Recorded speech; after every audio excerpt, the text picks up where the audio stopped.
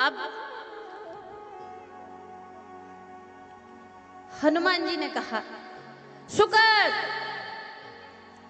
राम जी के चरणों में लेटे रहना, जब तक राम जी तुझे ना उठाएं तब तक उठना नहीं। फिर विश्वामित्र जी को दया आ गई, जिनने कहा था कि जिसने मेरा अपमान किया है उसको दंड मिलना चाहिए। फिर विश्वामित्र को, राम जी के गुरु हैं, कहा कि राम जी उठाइए, अपने दोनों हाथ से उठाइए सुकत को। राम जी ने सुकत को उठाया और विश्वामित्र जी बोले, बोलिए सियावल रामचंद्र भगवान की। कथा से कथा क्या कह रही है कि मुख में हो राम राम, राम से बात में, राम से बड़ा राम का नाम। राम से मारने आए थे किसको? कीवत देश के राजा सुकत को। लेकिन सुकत के मुख में क्या था? राम का नाम था कि नहीं? तो राम से बड़ा राम का नाम, राम से बड़ा राम का नाम है कि नहीं? कीवत देश का जो राजा है सुकत, उसके मुख में क्या है? राम का नाम। अब कौन मारेगा? फिर विश्वामित्र जी ने कहा कि अब आप इन्हें आशीर्वाद दीजिए, जो तुम्हारी जो आपने प्रतिज्ञा ली है वो वापस लीजिए। फिर जो जयकारा लगाई, बोलिए सियावल रामचंद्र भगवान की। इतने में हनुमान जी रुक गए। हनुमान जी रुक गए। नारद जी भी देख रहे थे। तो नारद जी से प्रश्न किया राम जी से कि आप यहां कैसे पधारे? कहा कि अभी दुनिया के लोग कहते थे कि राम से बड़ा राम का नाम, राम से बड़ा राम का नाम सुना था लेकिन देखा नहीं था। आज देख लिया कि राम से बड़ा राम का नाम। ये जाल पूरा हमने बिछाया था। हमने बोला था कि सुकत से कि विश्वामित्र जी को प्रणाम नहीं करना, और राम जी ने प्रतिज्ञा ली, फिर भी राम मारने आए, लेकिन राम स्वयं राम नहीं मार सके। क्यों? क्योंकि उनके मुख में राम का नाम था। तो ये कथा क्या देती है हमें क्या शिक्षा देती है? राम से बड़ा राम का नाम है कि नहीं है? कैसे है वो कथा में सुना आपने? कोई कथा बीच कथा में कोई टोक दे तो जो एक माहौल होता है ना, वो फिर थोड़ा सा कम हो जाता है। इसलिए आप आना, हम भी आपको स्वागत करेंगे, व्यास गद्दी से तौलिया उड़ाएंगे, प्रसाद देंगे, आशीर्वाद देंगे, लेकिन कथा समाप्त होने के बाद। ठीक? हाँ जी कि ना जी? बीच में ना। कथा की जो एक जो बैलेंस होता है, जैसे कोई दौड़ रहा है और दौड़ अच्छी स्पीड लगाई आपने और कोई बीच में आ जाए तो तुम क्या करोगे? गिर जाओगे। जैसे आपने 100 की स्पीड में गाड़ी चलाई, 100 की स्पीड में अचानक में कोई बीच में आ गया, आप ब्रेक लगाओगे तो थोड़े से तो हड़बड़ा जाओगे कि नहीं? ऐसी ये है कि कथा में निरंतर चलना चाहिए, कोई रुकावट नहीं, तब कथा सुना पाते हैं। सुना पाते कि नहीं? बताओ। बोलो सच्चिदानंद भगवान की। देखिए लक्ष्मी जी में अब विष्णु भगवान में एक दिन झगड़ा हुआ। कैसे हुआ? झगड़ा ऐसे हुआ कि लक्ष्मी जी बोली नारायण से, क्या बोले कि प्रभु नाथ, देखिए हम आप लोगों के किसी के घर में जाते हैं जलपान करने, चाय पीने, नाश्ता करने, तो अपन पूछो ये कौन है? तो भैया जी बोलते हैं दीदी ये हमारी वाइफ है, वाइफ। फिर दीदी से पूछो ये कौन है? तो बोलते हैं दीदी हस्बैंड। Husband wife. और उन्हीं को यदि आप हस्बैंड वाइफ हटा के बोल दो कि दीदी ये हमारे स्वामी हैं, हमारे नाथ हैं, हमारे पतिदेव हैं, तो इस शब्द में कितना प्यार है? बताओ कितना प्यार है। और वाइफ तो गांव की भाषा में तो वाइफ है मतलब पाइप, मतलब वाइफ खींचते रहो जिंदगी भर। और हस्बैंड जो बैंड बजते हैं, हस्बैंड तो बैंड ही तो बजाए जिंदगी भर। गधा देखा, गधा, गधा के ऊपर वजन रखते हैं अपन। जब आज व्यक्ति की शादी नहीं होती है तब तक वो आहा जिंदगी खुल के जीता है, और जब शादी हो गई तो फिर बेचारा गधे की तरह बोझ ढोता ही रहता है। कौन का? पत्नी का, बच्चों का, परिवार का। तो अब पता गधा कौन है? आप भी तो घर गृहस्थी का वजन ही ढो रहे हैं क्या? बच्चों का लंच तैयार करना, घर की साफ सफाई, शाम का ब्यारू भोजन बनाना, फिर सबको भोजन कराने के बाद पूरा काम चौका करने के बाद फिर सोना, पूरा बैलेंस बना कि नहीं, टाइम टेबल बना घर का।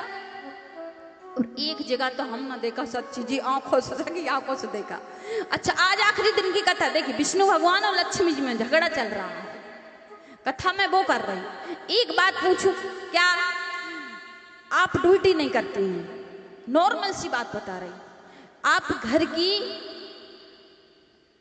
घर में बाल बच्चों का पालन पोषण, पति की सेवा, सास ससुर की सेवा कर रही हैं, पढ़ी लिखी नहीं है, नौकरी नहीं लगी, या फिर घर वाले नौकरी नहीं करने देते हैं, तो वो भी तो एक काम है। ठीक है, घर का काम करोगी।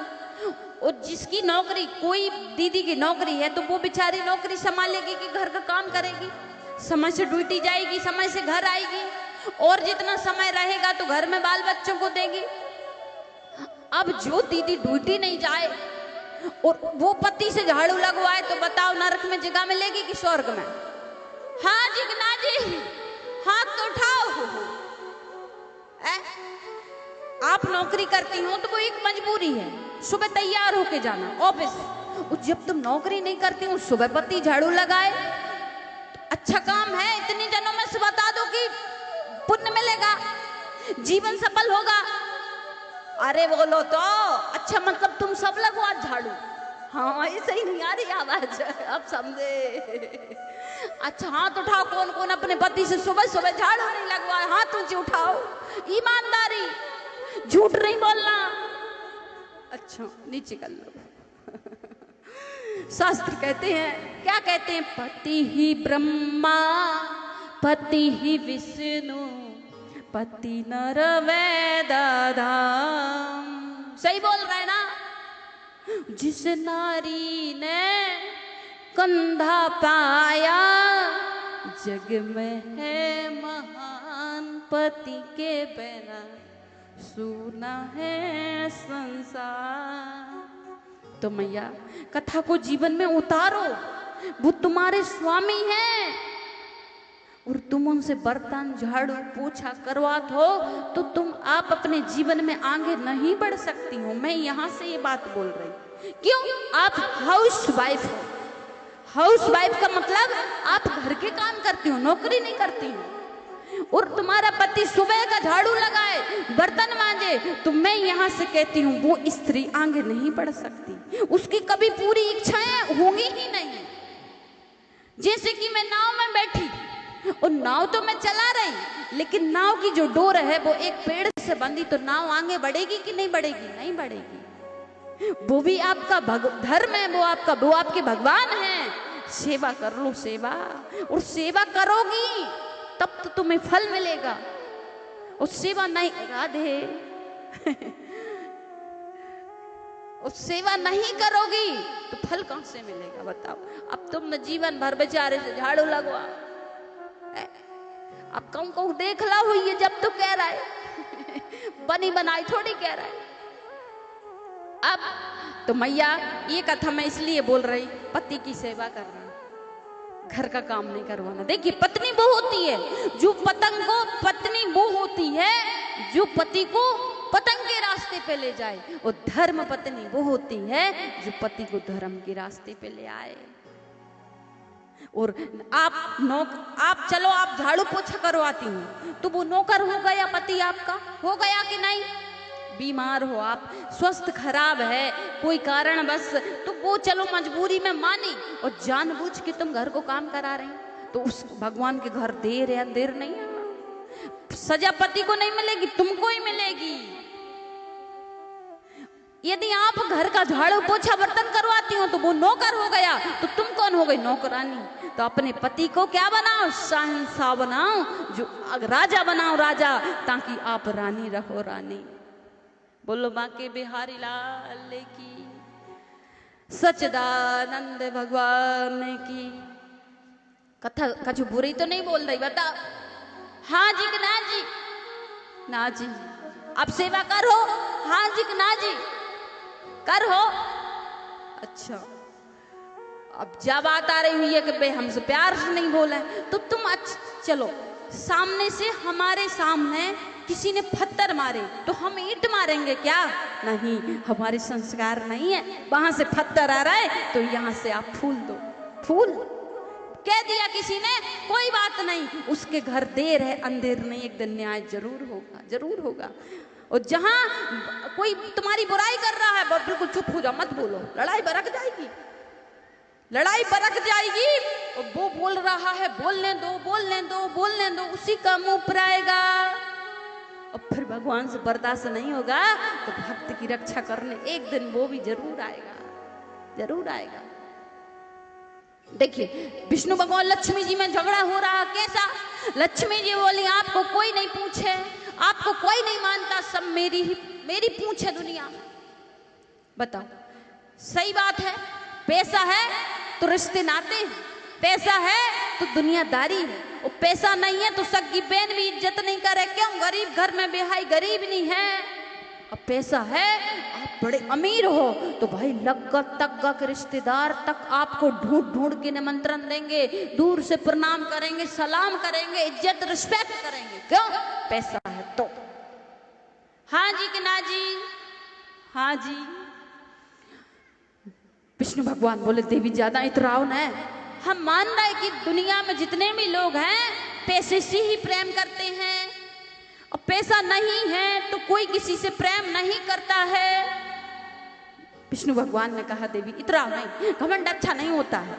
चलो तो क्या करें, आप बोल रहे हैं कि पैसे की ही पूछ है दुनिया में, तो एक काम करते हैं, पहले हम जा रहे हैं दुनिया में आपके भक्तों की परीक्षा लेने कि पैसे के भूखे हैं लोग कि नारायण के भूखे हैं। कोई दुनिया में ऐसा भक्त है जो निस्वार्थ सेवा करता हो? तो लक्ष्मी जी ने विष्णु भगवान को भेजा, कहा? मृत्यु लोक में। जो सुबह सुबह लक्ष्मी जी बोलती थी कि तुमको कोई नहीं पूछता, तुमको कोई नहीं मानता, सब मुझको मानते हैं। कौन नहीं चाहता यहाँ बैठा कि मेरे घर लक्ष्मी आए? चाहते कि नहीं चाहते? चाहते हो तो लक्ष्मी जैसे बनना भी पड़ेगा।